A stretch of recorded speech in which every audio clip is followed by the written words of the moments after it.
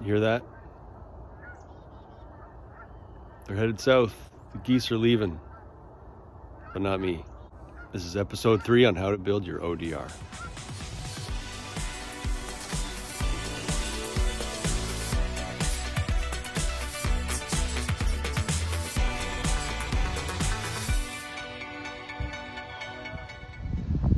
All right, so as mentioned, this weekend I'm starting to get my boards laid out. I'm going to show you how I do it. There's no rules to how you do your boards. This is what's worked for me. And in fact, my boards have sort of evolved over the years. So here we go. I'll show you what I do. To get yourself a 4x8 sheet of plywood, I went with a 1/2 inch, so 1/2 inch plywood, and you cut it 3 times. So 16 inch high, 8 feet long, cut it 3 times and you get 3 boards. And I always leave a gap at the end. And then what I'll do is I'll put a brace right across here. A piece of plywood or a piece of 2x4, whatever you've got, just to join those up.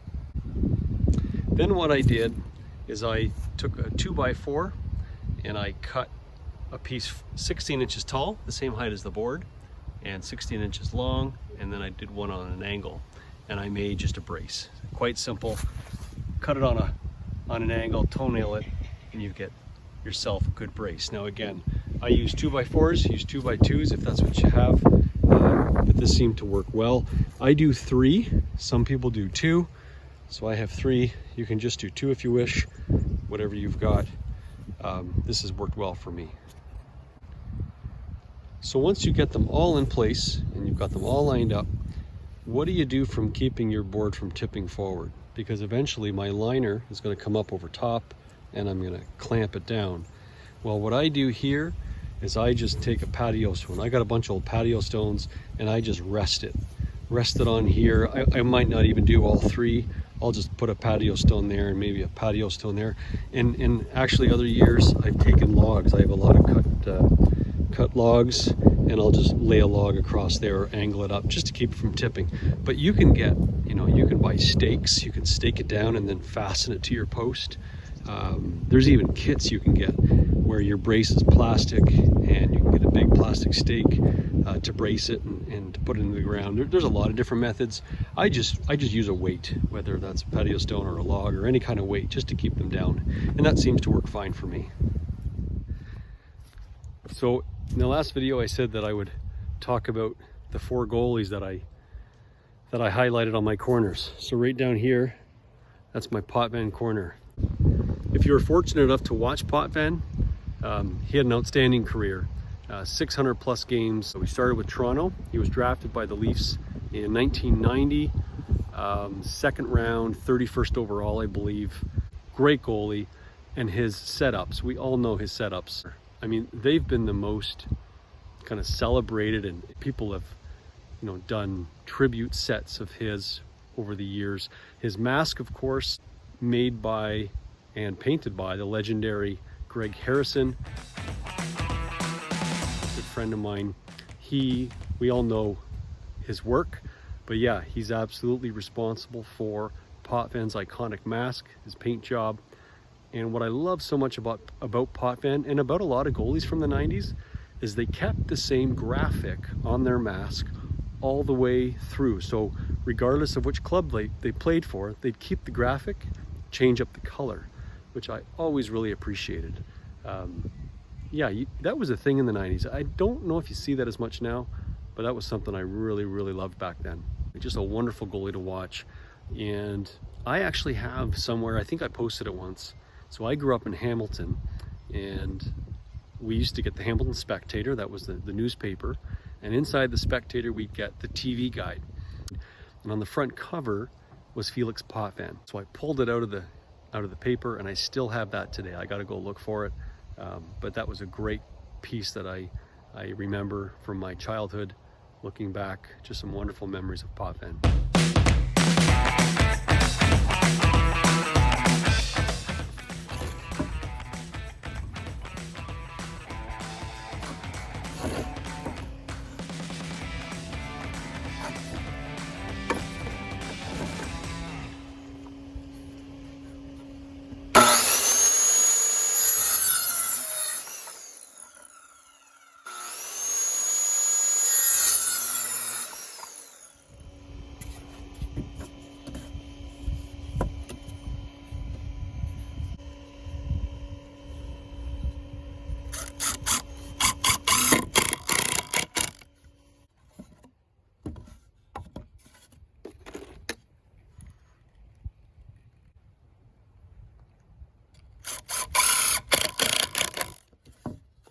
So in my first year, I used these short boards all the way around.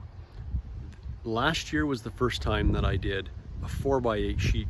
So on my short ends that are 28 feet long, that's where I use a 4x8 sheet because that's where we have our nets. And so if you want to take a slap shot, you want to raise the puck, you've got the backboard to keep the puck in.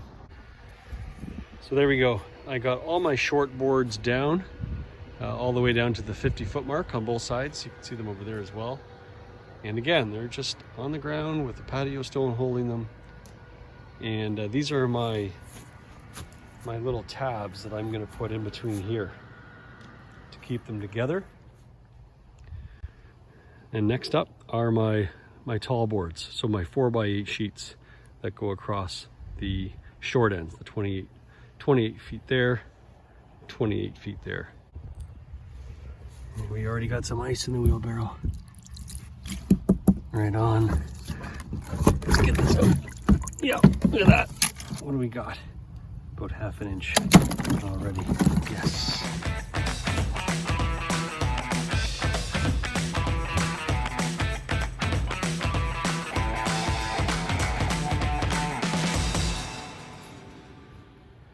All right, so my 4x8 boards are now going up. I was just getting that third one into position, and I'll take you around the back to show you what they look like. Again, pretty straightforward, 4x8 sheet of plywood, and I just took 2x4s and just braced the back of it, just framed it, put one in the middle. Same thing, brace the ends, put one in the middle. And then I just take a 2x4 and I just fasten it from the top down to the ground, and then I'll drive a stake in here to hold it in place. So there we go. That's what I mean. Take a stake, so a 2x4 or 2x2. I think 2x4s are better just because you got more surface area for multiple screws. But you take a 2x4. You chamfer the end, so make a point on the end with your saw, drive it into the ground with a sledgehammer. You need to have a sledgehammer handy. Drive it into the ground. I'd say you want that stake to be probably 2 to 3 feet, and you want to go down a good 6-7 inches into the ground. Last year, actually, this whole side of my rink blew over. The wind came and we had quite a windstorm, and this whole row came down. So you want to get that stake in the ground, and then you come around here and you just drive in a couple of screws. I'll probably put a third on there. I usually do a triangle. And now that I've got all my supports in, let me see how I'm doing for being level. Let's see how we're doing there. Been pretty good. That's about as close as I need to be. That's real nice. That worked out real well. This back end is complete. Take you around the front, see how it all came together.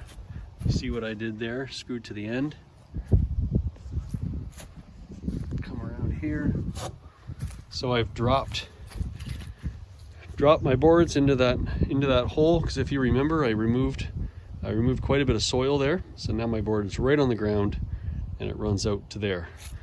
I got it all finished off on that end as well. And what I did do was I left my my 16-inch board, my short board, I put it up on the ledge. So you'll see the earth. Got some earth there, left the board up high. So now I've got just a higher board essentially, because now that little ledge of earth is going to work as like a small wall. And so there you go. It's coming together. Tomorrow, I'm going to go down to this end, put up my 4x8 sheets on that end. So there you go. I hope that was helpful. I probably did everything too fast. If there's something you want me to go back, take pictures of, let me know. I'm happy to help. But it's super fun. I really enjoyed it. Beautiful day. For November the 5th, for this time of year to be this warm. I just love it. Blue sky, no clouds, sun. Had a fire going again today. My wife was out. We were raking leaves. And again, if you have any questions, let me know. I can take pictures. I can send you pictures through Instagram or Facebook, whatever you prefer. I'd be happy to do that. Enjoy the rest of your weekend, And that's it for episode 3. Episode 4 is going to be the liner. Bye for now.